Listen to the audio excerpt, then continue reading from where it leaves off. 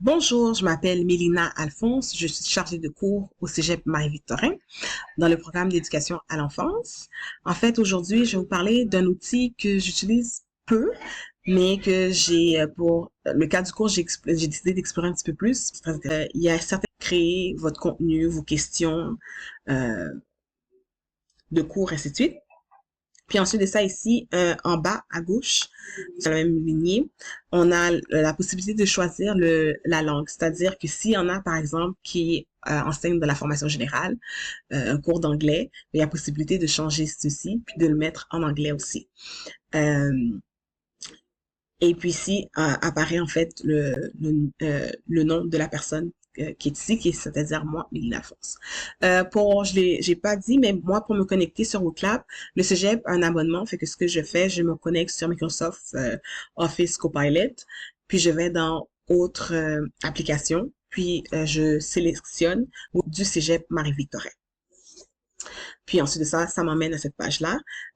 Habituellement, j'ai été un peu plus vite, mais habituellement, quand je me connecte, j'ai aussi accès à ce qui a été publié pour les membres du Cégep Marie-Victorin, que ce soit des rencontres qui ont eu lieu ou des formations qui ont été données, qui s'est offert au grand public, mais du personnel de Marie-Victorin, on a aussi accès. Si j'ai le temps, je vais peut-être montrer vite comment aussi on peut partager avec le code d'un collègue ou d'une collègue certaines informations ou même en importer.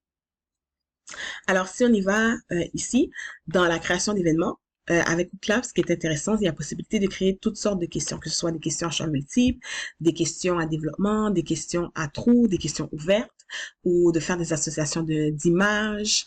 C'est dans le sens que peu importe le programme pour lequel vous enseignez, il y a possibilité d'utiliser Ookla dans tous les sens parce qu'il y a une multitude d'options.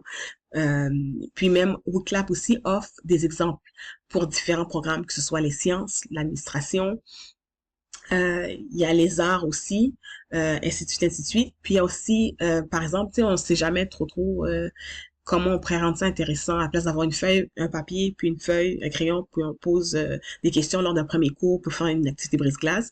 Ben, il y a possibilité d'utiliser WooClap pour faire une activité brise-glace. Alors, ceci étant dit, lorsque vous créez un événement, vous pouvez toujours, pour vous aider à vous repérer par rapport à ça, moi j'en ai créé plusieurs, puis il y a aussi certains que j'ai pas mis de nom. Mais pour celui-ci, j'ai changé ici, vous allez juste sur le crayon, vous cliquez, et puis vous insérez ce que vous voulez mettre comme titre, et vous assurez de euh, peser sur le crochet pour que celui-ci soit enregistré.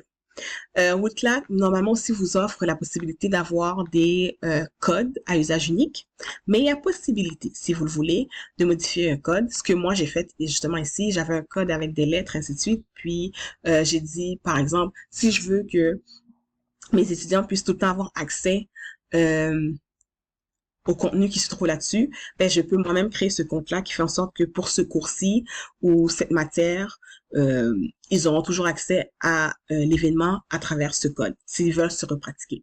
Euh, Ce qui est important aussi à savoir, WooClap est fait de façon pas un peu, est fait de manière anonyme. Je vais venir tantôt quand on va passer dans les paramètres, je vais vous montrer que lorsque les étudiants répondent aux questions, il n'y a pas des noms qui apparaissent pour dire un tel a répondu à telle question, telle personne a répondu à telle question, c'est de façon anonyme.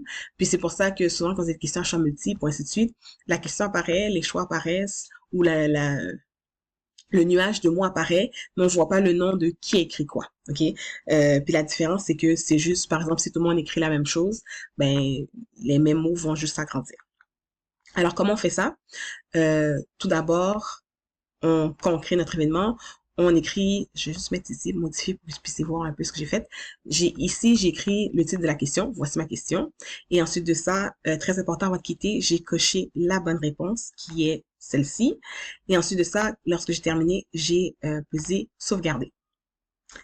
J'ai écrit ma question, j'ai mis les choix de réponse, puis j'ai pesé sauvegarder. Ce que j'ai été vite, mais ce qu'il y a le plus, il y a possibilité d'ajouter d'autres choix de réponse. Moi, j'ai été un peu, j'ai mis 3 choix de réponse. Lorsque on a terminé d'écrire nos questions, on peut toujours mettre afficher. Alors, ceci étant dit, lorsqu'on affiche, les étudiants ont 3 façons de pouvoir se connecter pour avoir accès à votre euh, événement en tant que tel, accès aux questions. Pour ce faire, vous pouvez leur donner l'opportunité de connecter soit en prenant une photo, c'est-à-dire une photo du code barre qui se trouve ici. Ou il y a possibilité aussi, si vous voulez, dépendamment à quel point il y en a qui sont à l'aise ou pas, euh, d'entrer, par exemple, de copier-coller le lien pour les participants sur Teams. J'ai déjà fait, par exemple, lorsque j'enseignais à distance. Parce que des fois, ça arrivait que avec leur caméra ou ça fonctionnait pas. Ensuite de ça, il y a possibilité que de le faire à l'ancienne, je vais pas l'ancienne, mais en tout cas, d'aller sur le site Woodclap de son téléphone, de sa tablette ou de son ordinateur, woodclap.com, puis d'écrire le code de l'événement qui est celui-ci. L'option qui reste, c'est très important de dire aux étudiants d'écrire le numéro de téléphone qui se trouve ici, tel quel, pas obligé de mettre les parenthèses, mais d'écrire exactement les mêmes numéros qui se trouvent ici, et par la suite d'envoyer un message texte, un SMS, en utilisant la commerciale, peu importe le code que vous aurez choisi ou qu'ils vous donneront, que ce soit écrit en lettres majuscules ou minuscules, ça n'a pas d'importance, en autant que le code soit identique, et ensuite ça, les étudiants pourront avoir accès à votre question.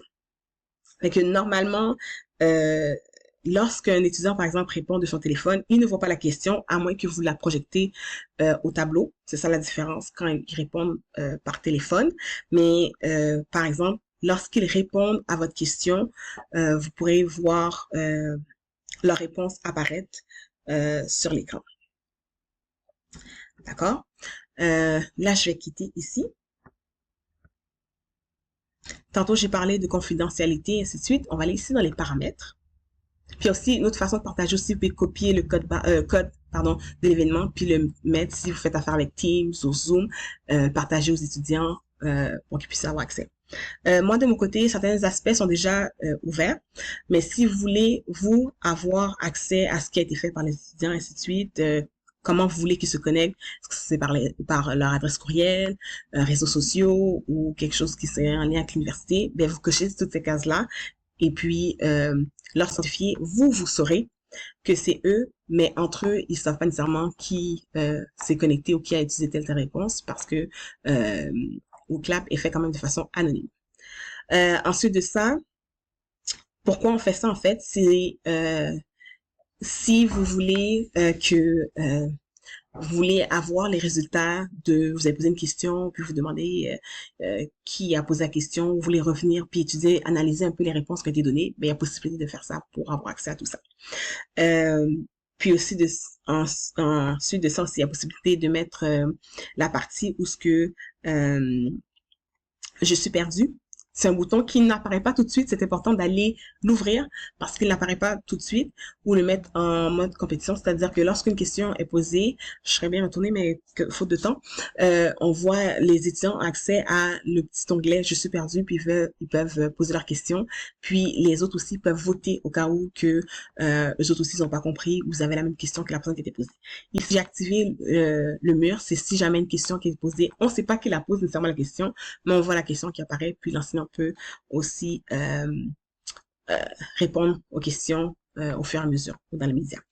Ici, il y a possibilité aussi de prendre en note si ça va vite ou l'activité se déroule puis vous n'avez pas le temps, vous êtes dans le feu d'action. Il y a possibilité de exporter les questions, puis même y revenir, puis répondre plus tard parce que, dépendamment de ce que vous avez demandé aux étudiants de se mettre comme connexion, vous pouvez toujours y répondre un peu plus tard. Ici aussi, il y a la partie où on peut ajouter une présentation. Vous allez ici cliquer une présentation. Vous pouvez l'ajouter d'un PDF, PowerPoint ou ajouter une présentation que vous avez sur votre ordinateur, Google Slide, peu importe. Et ensuite de ça, ça vous dit, lorsque le téléchargement de la présentation est terminé, ça vous dit que c'est prêt et vous pouvez lancer votre présentation, puis de la même aussi présenter ça aux étudiants au fur et à mesure. Et il y a aussi la possibilité ici d'insérer des questions. Par exemple, ma question qu'il y avait précédemment, je peux l'insérer dans ma présentation pour rendre ça un peu plus interactif. Comme par exemple, combien il y a de principes, c'est pas vraiment en lien avec... ici, ça nous rappelle comment on peut faire pour partager notre présentation. Comme vous avez pu le voir dans la vidéo, ça vous montre que vous avez juste à prendre la question et vous l'insérer ici. Par exemple, si je pose la question, même si c'est pas vraiment lien ici, mais si on veut se demander, on veut poser telle question, bon, on fait juste l'insérer dans la présentation et puis celle-ci va apparaître dans notre présentation. J'ai été quand même assez rapidement. Désolée.